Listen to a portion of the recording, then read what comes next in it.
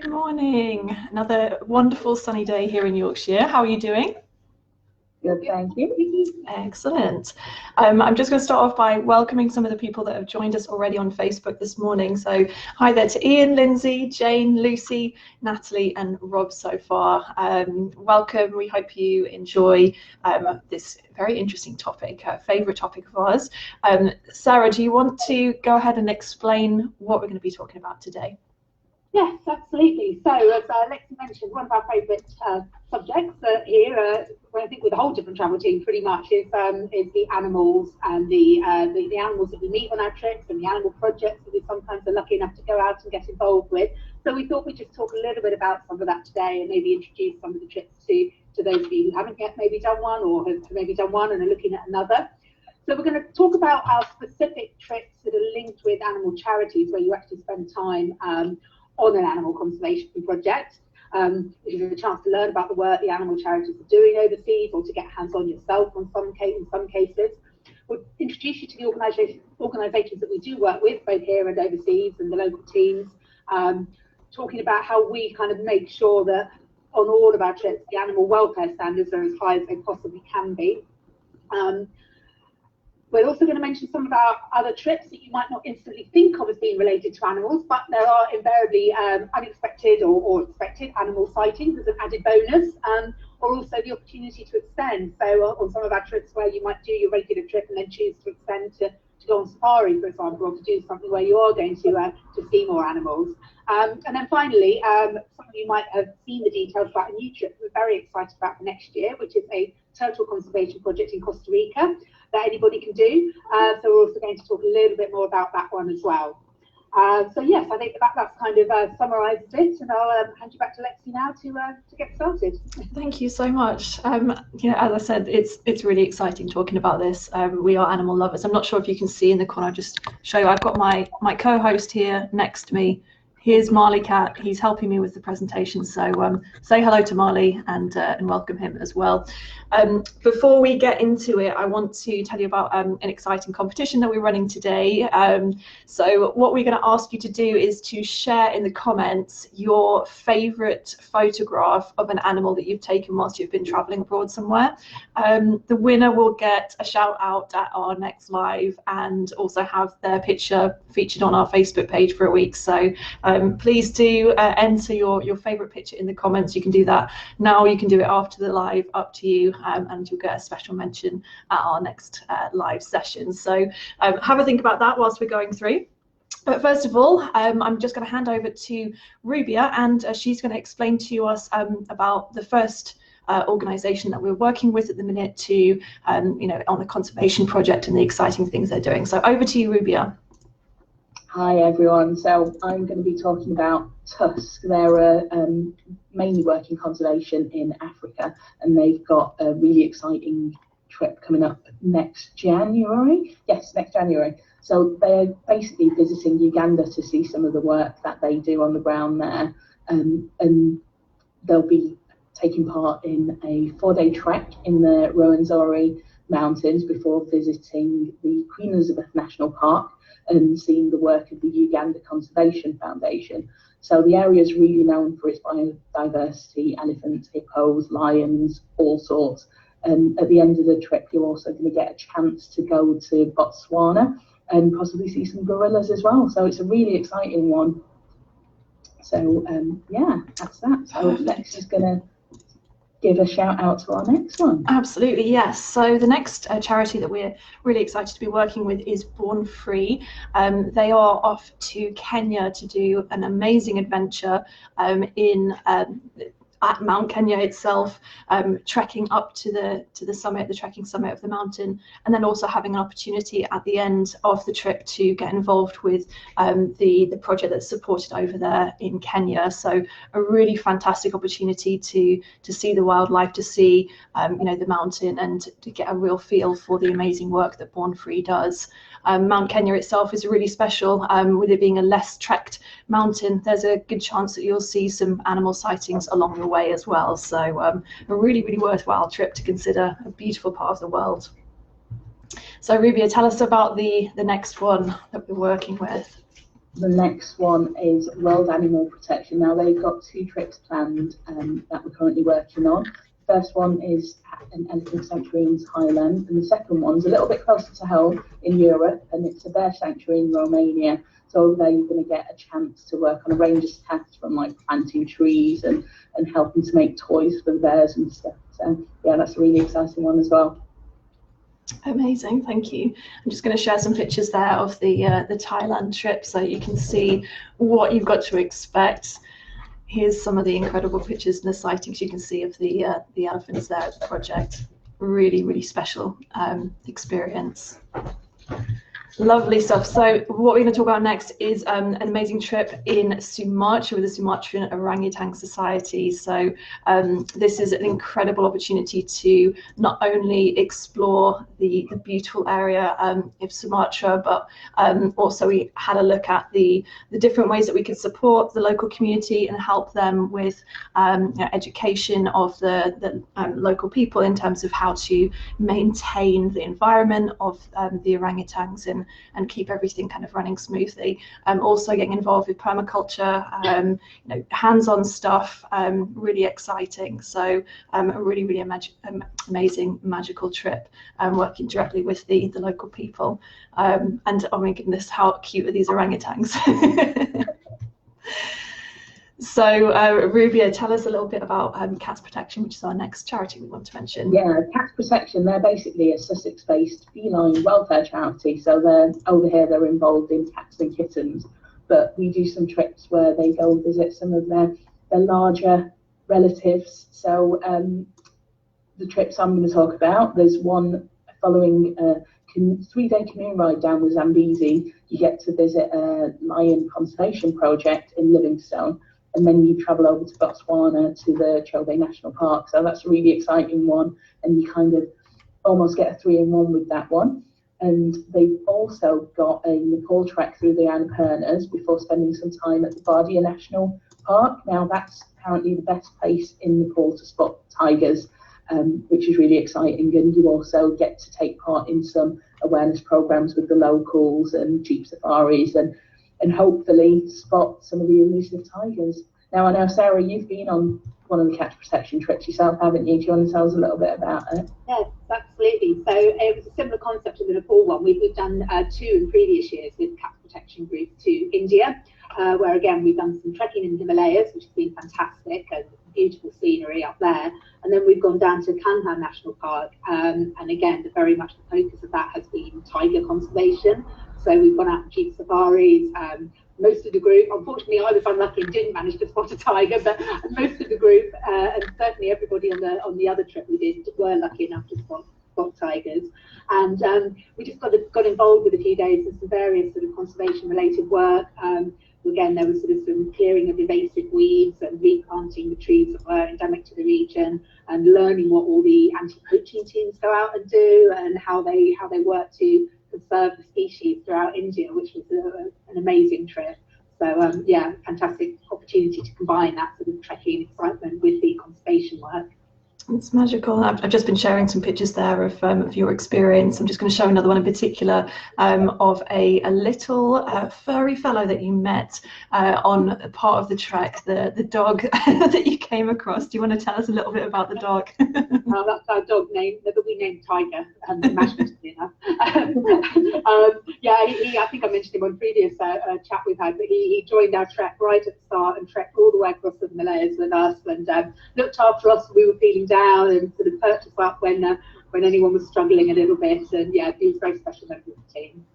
And that's one of those magical things that you don't necessarily go into a trek expecting to be accompanied by a local dog, and that's one of the wonderful joys of this kind of experience. So I'm going to just talk a little bit about Animals Asia, which is another charity that we've been working with for a number of years, and the kind of things that they've done over the years as well. So Animals Asia, we've worked with in both China and Vietnam on some really interesting trips. So the China trip that they did was a trip to the Great Wall of China, so trekking along the Great Wall, beautiful scenery, as you can see here in the pictures.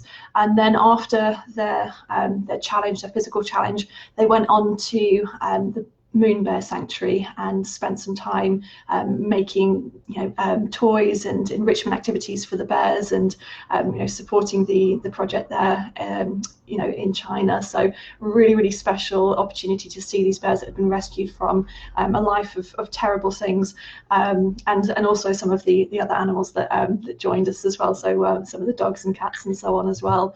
And then their Vietnam trip as well, so it's similar kind of concept. They did this beautiful trek in the Mai Chau region of Vietnam, in northern Vietnam, and then went on to visit again another moon bear sanctuary, where they were able to support the sanctuary there with helping the bears and making sure that they're keeping happy. And you can see from the pictures here that it's not just bears that they saw on this trip. In Vietnam, they had the opportunity to see lots and lots of different animals along the way, pigs, geese, ducks, all sorts of things, water buffalo and everything. So a really beautiful trip packed full of animal sightings. So really nice thing to do.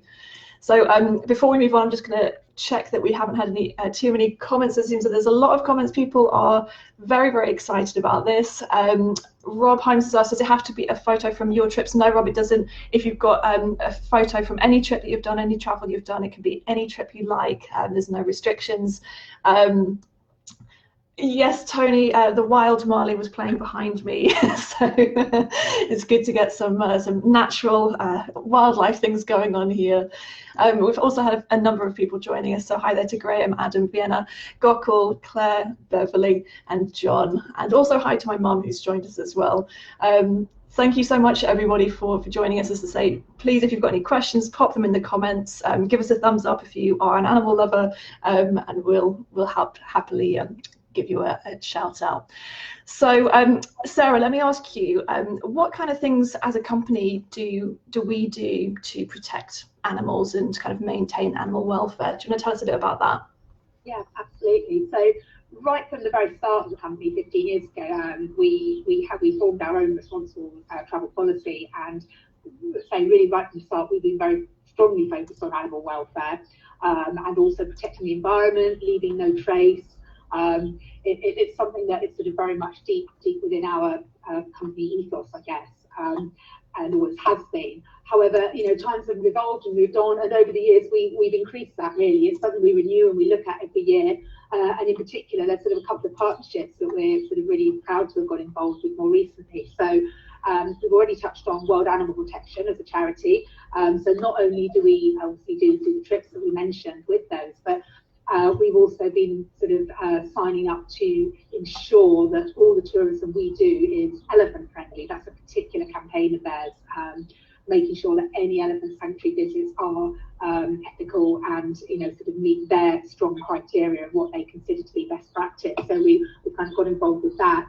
And another one that you might have seen very recently, we're very pleased, actually proud to be the very first tour operator to sign up with Four Paws, who are another international animal welfare charity. And in particular, I mean, they do an awful lot of things around the world, but in particular, they've got a big campaign at the moment to help end the dog and cat meat trade in Southeast Asia, which again, you can also read a little bit more about on their website, but it's something that we have actually got involved with to do all we can to help end that awful trade.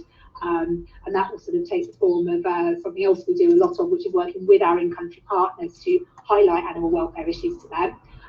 We obviously appreciate that some countries are very, very different, and we know that the Brits, we are particularly a nation of animal lovers, and other countries do have slightly different sort of, I guess, ethical beliefs than we might have, but we're doing all we can to make sure that the standards that we would expect, and we know that our clients expect, can be implemented over there as well. And then we're also informing our clients, because I'm guessing probably all of you guys watching this are animal lovers that are very aware of these things, but we have to assume that not necessarily everybody is. So we're always very keen to just point out ways that when you're travelling on our trips, you can make sure that you aren't having any even inadvertent adverse effects. So I mean, such simple things as advising people not to take photos with the monkeys in Marrakesh, where the locals come up and try to put a monkey on your shoulder so you can have a photo taken, and all these little things that really aren't obviously aren't really helping life for the poor monkeys at all. So we're just trying to make sure we spread the word as far and wide as we can and do all we can, keeping update with recent developments and everything to ensure that we are working with that throughout.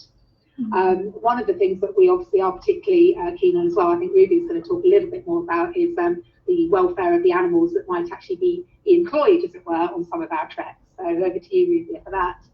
Yeah, it's like you mentioned, Sarah, we do talk to our local teams about what our animal welfare expectations are, and we ensure we're doing all we can to make sure they're safe. But when it comes to working animals, we do use camels and donkeys and pack mules on some of our trips, but there's strict luggage limits, so we're not overburdening them, and we always make sure they're well cared for and fed and looked after. And like you said, in places like Marrakesh, we discourage people from taking photos with snakes and monkeys and elephant rides and that type of thing. We kind of discourage our participants, just making them a bit more aware.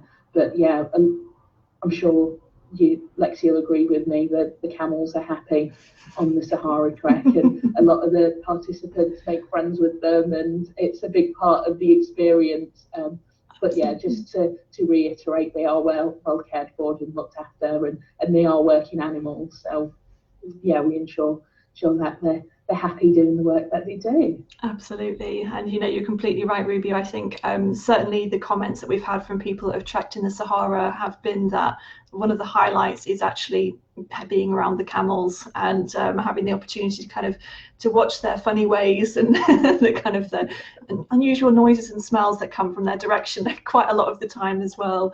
I certainly remember being in the desert and waking up in the morning and unzipping the front of my tent and opening up the thing, and there's a camel face just there in front of me. It's one of those kind of experiences that you don't really expect, and then you remember, oh yeah, that's right, I'm in the Sahara Desert, and of course there's going to be camels peering into my tent in the morning, and it's very, very magical having that opportunity to interact with the animals in that kind of way. And yeah, they don't sound happy, they're groaning and grunting, but that's just the camels for you.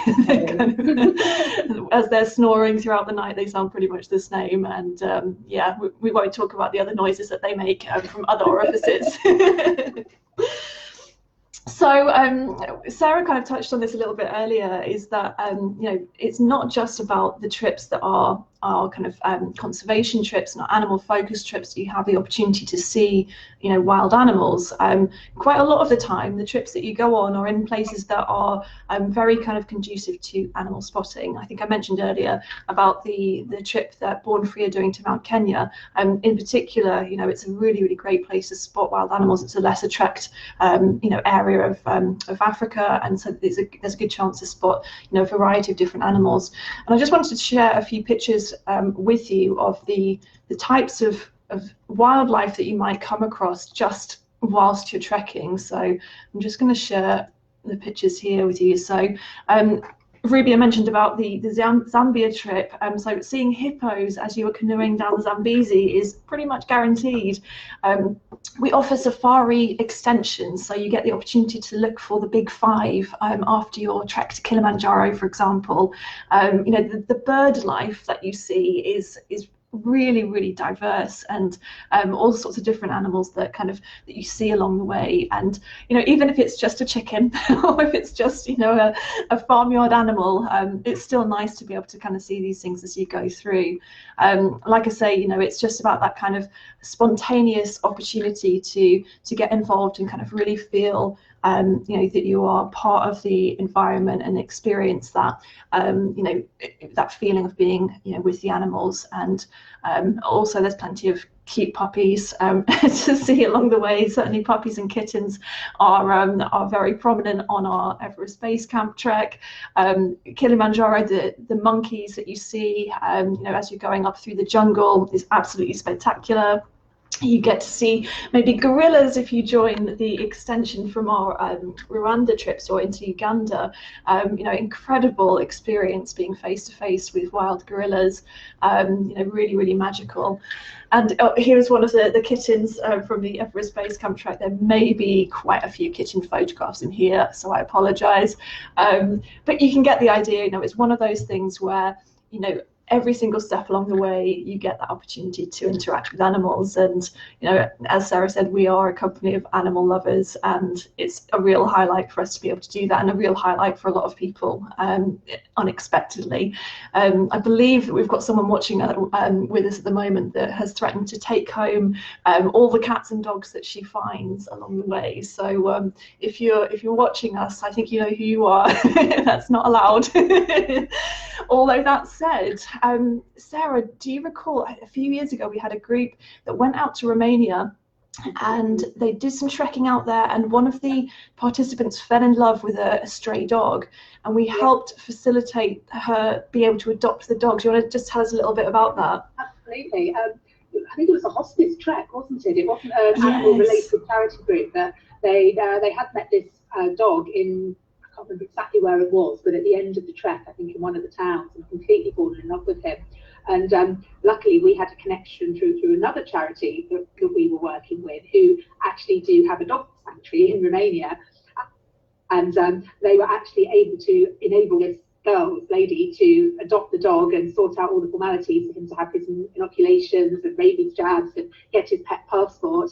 And yeah, he came back, and I believe is now happily living somewhere in the Midlands. So yeah, it can be done. It can be. We don't necessarily facilitate that, but we do our best to kind of keep everyone happy. We like to go the extra mile with our team members.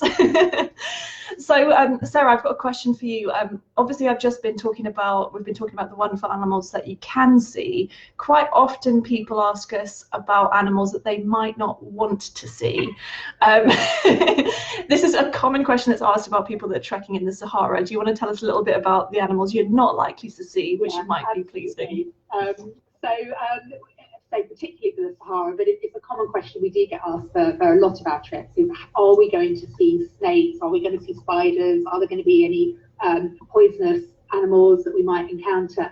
And I can thankfully say it is extremely rare to see anything like that.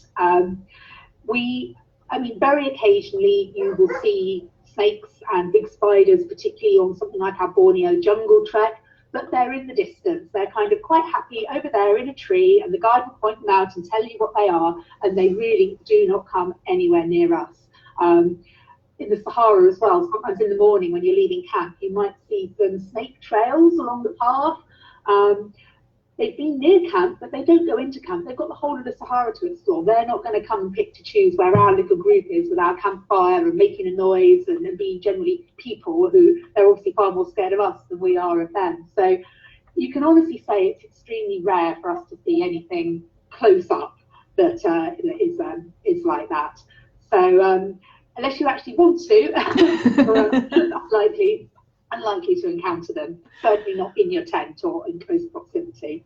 I always find that very disappointing. I'm one of those people that I want to see the snakes and the tarantulas and the scorpions and things like that, and I never get to see them. So it's one of those things. It's a bit Marmite, isn't it? You know, you either love the idea or you hate it. So yeah, perfect. Okay, so Rubia, do you want to tell us a little bit about the Costa Rica Conservation Challenge?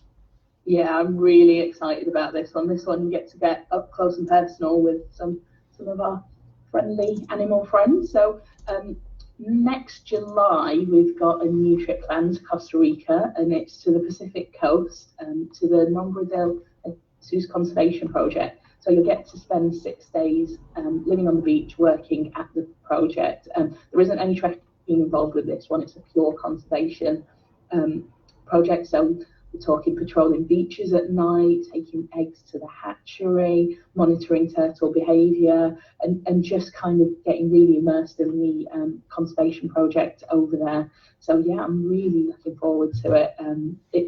It sounds and looks incredible so far. So yeah, book now. Honestly, it's just brilliant. Oh, of course. And book now for £95 only. And Ruby, you're leading that trip as well, aren't you? Yeah, it could be my first one to lead since joining. So yeah, it'll be really exciting to lead that one and take everyone over there. So yeah, can't wait. Fantastic. Oh, so excited. Bags are packed already. It's not till July. Next July. Amazing. So, one of the questions that we kind of have been asking, ourselves is, you as viewers and you as participants, what would you like us to see, to offer in future? Do you have any ideas about the kind of trips that you might like to do, conservation activities, places that are kind of very animal focused? Please pop a note in the comments and let us know what you fancy doing. We're always interested to hear your thoughts and kind of your wish list and dreams. And if there's something that really stands out, then we can potentially look at kind of operating that for you in the future.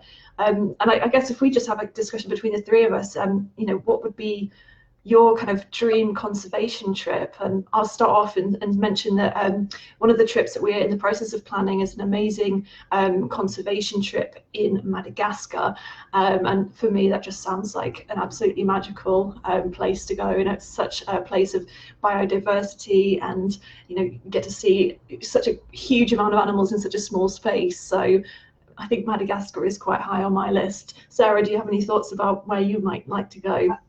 I was actually going to say Madagascar is very high on my list as well. It's somewhere I've never yet been, but would absolutely love to go to. I think for me as well, I do have a particular passion for the big cats, and I'd love to go out to. I was looking the other day at a trek in Patagonia where you're sort of very likely to encounter pumas, and I think that would be absolutely incredible. Or the jaguars further up in Central and South America. I'd love to go somewhere and actually see those. It's so hard, I think, to spot them. I don't know whether I'd actually have the patience, because I'm not very good still quietly for very long, but I would absolutely love to do something where I had the chance to see those in the wild, for sure. What about you, Ruby? My list is so long. We're obviously at the top of the list already, but I'd love to go back to Borneo and be hands-on with the orangutans. Galapagos Islands has always been a dream. I'd love to go there. But I think for me, the ultimate dream trip would be going back to my familial roots. So my family heritage is from Bangladesh, so I'd love to go and do some tiger conservation in the Sundarbans over there. That'd just be the dream, epic dream trip to go and see the Bengal tigers. Oh wow, that would be amazing. And I could go on and on. Yeah, so many places. Yeah, in fact, you've just reminded me of somewhere else that's on my list. I would love to go and see, try and spot the snow leopards up in Ladakh and that area as well. Oh my goodness, yeah. There's so many amazing things. We could sit here and talk about them all day, but we can't. We have have to move on. So what we're going to do now is just. Sarah's going to talk to us about what we're going to be doing next week on our next live. Just a reminder again about having your photos entered for the competition. But Sarah, tell us what we're going to be talking about next week. So next week we're going to focus on another of our favourite destinations, which is the Sahara. We've already mentioned it a few times today, but we're going to dedicate a whole session to chatting about our trips to the Sahara. We're going to be joined with a special guest, Jude, who's one of our tour managers. A lot of you may have met her, and she's done a lot of trips for us, of which the Sahara is one, and one of the favourites. So yeah, join us to find out all about that next week, same time next week. Amazing. Oh, so exciting. Another fantastic trip that we get to talk about and share lots more lovely photographs as well. So as I say, just a quick reminder that you've got the opportunity to join the competition by popping in the comments a picture that you've taken of animals whilst you've been traveling. It could be any trip that you've done at any time. Pop that through there. The winner will be featured on next week's live, and we'll give you a shout out on our Facebook page as well. Thank you so much to everybody for joining us, adding all of your comments, and we hope to see you next week. Thanks so much. Bye. Bye.